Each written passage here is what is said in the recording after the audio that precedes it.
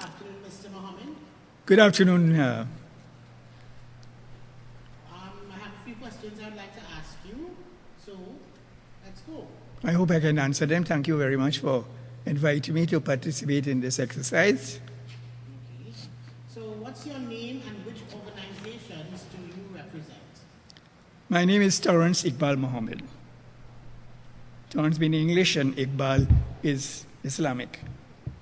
And I represent the San Fernando Arts Council, the National Dance Association of Trinidad and Tobago, the Arawaks Dance Group, the Sandu Cultural Ambassadors, and apart from that, I've been involved in a number of cultural organizations throughout the Republic of Trinidad and Tobago and the Caribbean. Nice. So how did you get involved in the Trinidad and Tobago Cuba educational exchange? Well, to my surprise, I was specially invited because my name was synonymous with the involvement of art and culture in Trinidad and Tobago.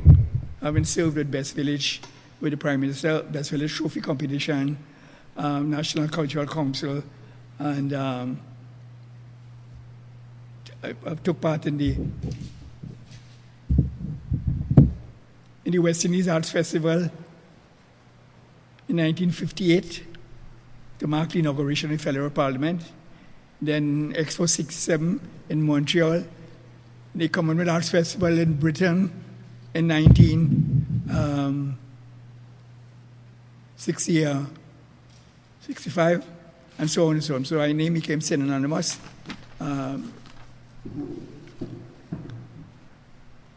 So one would understand that in a country as ours, which is of a highly cosmopolitan nature, we boast of a rich cultural heritage. And like Cuba, we share a common ancestry, a common dynasty. Right? And if you study the music and dance of the Caribbean, it would shed light not only on our historical background, but also on our geographical, ethnological, spiritual, cultural, and by extension, political and economical.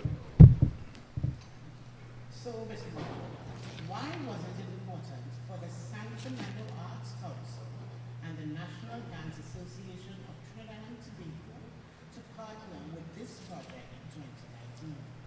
Well, we came in here as participants in the promotion in the field of art and culture, and these are two national bodies.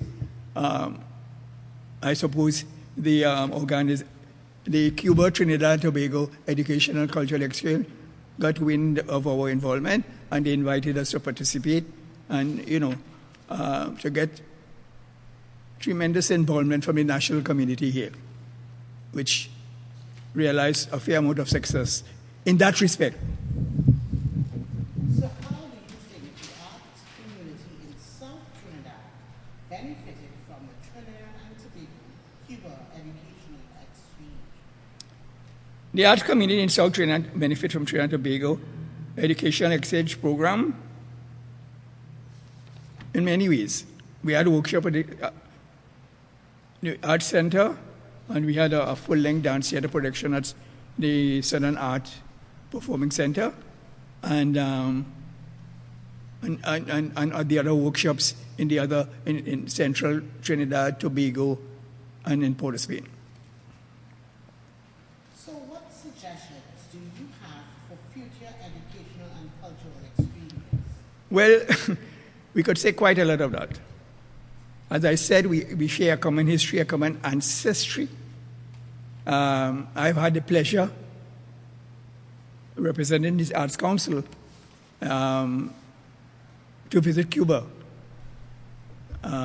We took part in the 11th World Festival of Youths and Students in 1979, and also in Carifesta 79, also in Cuba. So I had a very exciting stay in Cuba, and was very impressed with their involvement in the theater arts and art and culture. It is said that creativity is intelligence, and there could also be harmony in contrast. right? We draw from music. Dance gives life to music. Okay. So, Mr. Mohammed, how exactly did you start your career in the arts and culture in Trinidad and Tobago, and what are some of your achievements? Well, it has to go back to my childhood, because indirectly, as a child growing up in a sugar estate in village, where my indentured great-grandfather came from India in 1863. He was a farmer, a goldsmith, and an imam, and he built one of the first mosques in Trinidad and Tobago. And my father inherited that aspect. And in this village, which predominantly you had Hindus and Muslims, with one Baptist church, one Presbyterian church, indirectly we attend the function and draw from that. So I was involved as a child. I started to go to the movies when I was 4 and 5 years old. The first school I went to was a Catholic school. The second school was a government. And they had made a tremendous impact, education and otherwise, because of the kind of tutelage we had at that point in time. It played a major part. So I'm not an expert in anything. I'm a student of life. I'm still learning.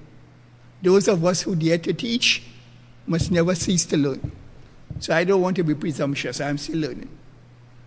I've had the opportunity to represent Trinidad, as I said, firstly in the West Indian Arts Festival in 1958, together with the Little Carib, to mark the inauguration of the federal capital. Well, you know that what happened today, historically and politically, what happened to the federal. But it was a very interesting exercise. We had groups from all over the Caribbean that came, and I drew and I learned quite a lot from the way. So that was really one of the first Carib Festa, you know. Then Burnham from Cuba started Carib Festa 1 in Guyana in 1972. But simultaneously in 1972, I was asked to be the choreographer, dancer, producer, to take part in a trade fair in Lucerne, Switzerland. And that was a tremendous exercise where for the first time they took a steel band and they took carnival, a whole carnival band, and performed over the 2 weeks period in this trade fair. And we went to the Alps and all of that. It was a tremendous exercise. And they took the Catelli All Stars went to that. And not Catelli, the Juicy, what's the name of the? No, not Juicy Antillian.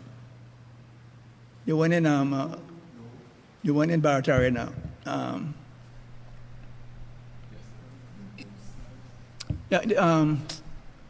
What's another sweet drink? You want to make the small drink there? Huh? That was nope. No, the one that sell the $3 sweet drink. Solo Harmonites. Yeah, and it's the first time they took part. They were there as part of the contingent in the Lucerne Fair in 1972. I was also involved. I was invited to take part in the Black Arts Festival in Lagos in 1975. Yeah. Festac 1977. That's the year when the Bull Auditorium was destroyed by fire. That was another exercise. Previous to that, I was also one of the choreographers for the Expo 67 in Montreal, where we performed for six months with a contingent of 100 artists and officials. And we performed in all aspects of our culture, music, dance, drama, steel band, carnival, you name it. We made a tremendous impact during that period. So that's another experience that. Notwithstanding, I visit most of the Caribbean islands. I still have to visit Haiti. I still want to visit the Cayman Islands and the Virgin Islands, yes. If it is still Virgin. But Haiti, I've been to Cuba. And in other words, what I'm saying, we have so much from the Caribbean for which to draw. We're not separated by the sea, you know, we are joined by the sea. And there are acres of diamonds in our own backyard. And we could benefit tremendously. People who go on vacation from Trinidad prefer to go to the States and Canada because it's much cheaper. So if our Caribbean heads of government could come together and make the air and sea travel a little more conducive, where we'd have more outings and, right, that kind of thing. Okay. So there are a lot of scope for intercultural exchange here in the Caribbean where we can learn from each other. That aspect is tremendously lacking. But the air and sea travel could be improved. And I could go on. Well, Mr. Mohammed, thank you very much for your time, and do have a wonderful afternoon. One more question. It is alleged that you are the replacement for the, rest in peace, Clemmy George. No. No? I'm not the replace. I'm an individual, but I draw from other people. We learn from each other, right? As I said, I started to go to the cinema from age 4 years. And that influenced my thinking. And when I came to live in San Fernando in the city, I used to go to Naprima Bowl, Queen's Hall, and so on. And all the international groups that came here in music, dance, drama, I make myself available. So I learn, because two things influence your life, you know. Heredity and environment. You understand? So that's how you became so knowledgeable. You see, knowledge is only potential power, you know. Potential, like that too. Yeah. It only becomes power when you apply it. And when you do it wisely, it becomes wisdom. But you could also become a wise fool. Okay. Because you have a lot of educated people who are not intelligent. Right? So unless you don't share your knowledge with people and, you know, money is not everything. In the final analysis, money only makes misery a little better. Right? Anything again?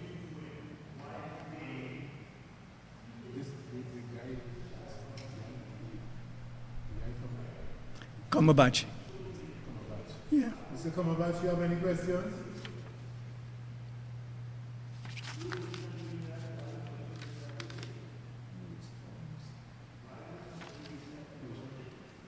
You want to ask me anything again? So, Mr. Mohammed, hope you don't mind me asking, how many years will you be celebrating this year? Well, my group, our Rocks Dancer, would be celebrating 65 years. I'm also celebrating 50 years with the San Fernando Arts Council. I was also responsible for the formation of the National Dance Association in 1980. And so on, and the Sando Cultural Ambassador in 2002. So I'm just involved. And also, well, simultaneously, you know you can't make money here by the arts, so you have to have a job. So I'm still, although I'm retired, I'm a part-time employee with the Maritime Financial Group as a financial advisor. So I was able to marry economics with culture and maintain a measurable balance in life. I'm not rich, but I'm solvent. I don't know nobody. Torrance, is there anything that you have not achieved that you would like to achieve before your number is called? Well, I have one ambition. I've visited a number of places. I would like to visit my ancestral roots. So I'm planning to go to India in the end of this month You haven't been there yet? I've never been to India. I've been to a number of countries. And I still have to go to one more continent, that is Australia. But I'm hoping to go there, granted, health-wise and otherwise, financial. I'm going to India to visit my grandfather came from a village in Bengal. So you're told. So yes, but you see, as I say, in our country and in the Caribbean, we still coming together separately. There's so much we could do together jointly. And as I said before, there are acres of diamonds in our own backyard, in the Caribbean, in the archipelago. If we come together, we could rock the other 4 continents. We are blessed here, notwithstanding the escalating crime rate and all of that. There's no second country in the world like Trinidad and Tobago. Right? And let me take this opportunity to wish the national community all the best for Carnival 2020.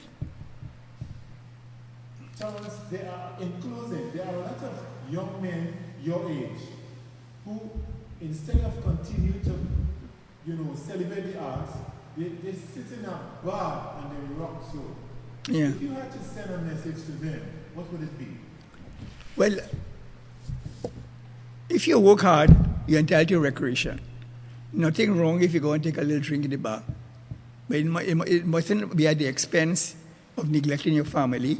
You're spending money and drinks, and you then buy the groceries, and you know what I mean? So it's a question of priority.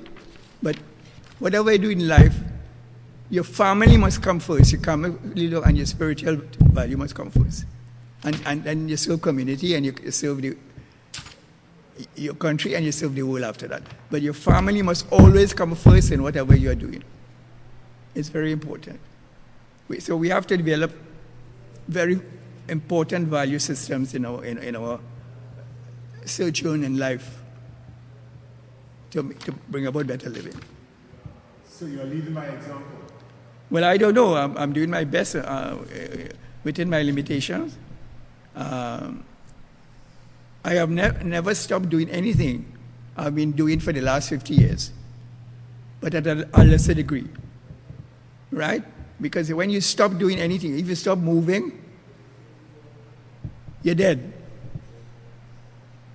So mobility is very important. Eat good. Eat good. Take care of yourself physically and otherwise, and life will take its own course. And maybe you might be able to set good examples to people with whom you associate. Thank you, sir. It was nice having this conversation with you.